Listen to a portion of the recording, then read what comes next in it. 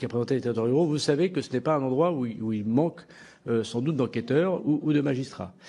Notre difficulté, Madame la Présidente, c'est qu'une plainte déposée à Toulouse, en Haute-Garonne, pardon, en août 2025, qui a un certificat médical qui montre, avec une convention entre le parquet, la gendarmerie nationale et le tribunal, qui montre les faits de viol, un auteur identifié qui est dans tous nos fichiers, et par ailleurs un expert qui, en moins de 10 jours, avoué que c'est d'ailleurs assez étonnant que nous ayons trouvé à Toulouse un expert en moins de 10 jours, et j'en salue la célérité de tout le monde pour voir cette petite fille.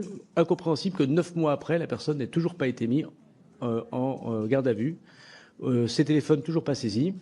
On travaillait dans un milieu scolaire. Nous n'avons eu pas de relation avec l'éducation nationale, ni d'un côté d'ailleurs, ni de l'autre.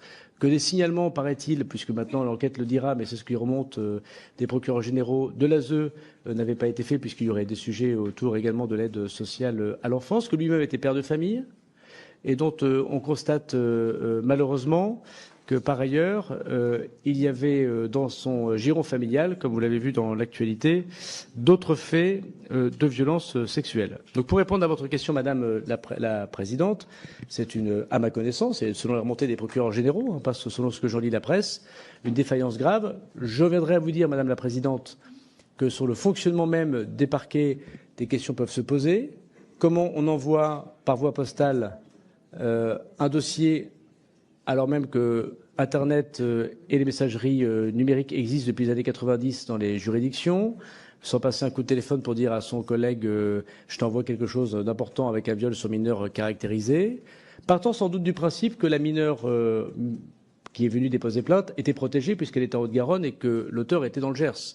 Mais c'est évidemment faire peu de cas des autres, d'où l'inscription de ma circulaire politique générale, des autres enfants potentiels, quand on sait que les pédocriminels sont souvent sériels. Le deuxième sujet, c'est pourquoi le bureau d'ordre met un mois entre l'ouverture du courrier et l'attribution au magistrat.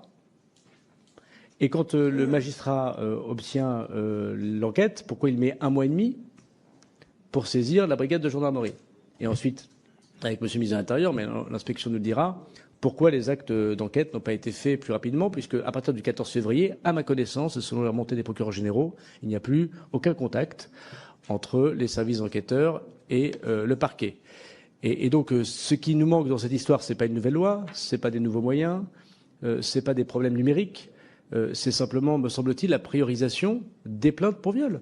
Et je crains que d'une des difficultés, c'est que nous ayons traité collectivement cette plainte comme on traite n'importe quelle autre plainte et qu'on n'a pas compris que la garde à vue, c'était au début et pas à la fin, pas comme dans une perquisition à la suite d'un cambriolage ou à la suite d'une escroquerie financière. Tous les responsables de cette affaire atroce doivent rendre des comptes, et vite.